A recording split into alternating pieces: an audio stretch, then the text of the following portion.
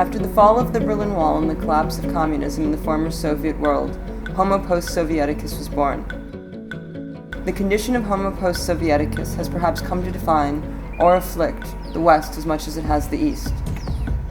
When we go to war, even in the so-called Cold War, we find a mirror of the face of the enemy within. The greatest fruit of the post-Cold War for the West was the creation of the Baku-Tbilisi-Ceyhan oil pipeline. The 1,100-mile-long pipeline brings oil and natural gas from Azerbaijan through the Caucasus, across Georgia and Turkey, before delivering approximately 1 million barrels of oil a day to world markets from the Turkish port of Ceyhan.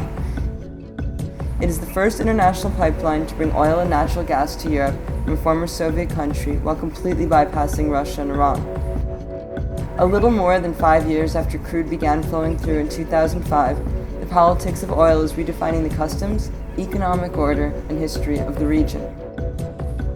I traveled along the pipeline route for the first time and began photographing in the summer of 2010 with help from the National Geographic Society.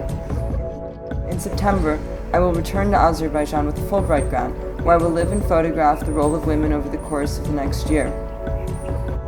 This winter, with your help, I hope to go back to the pipeline routes and story and photograph the other side of life, the difficulties of development when the earth is covered in snow, and the ongoing transformation of a region because of the global economy.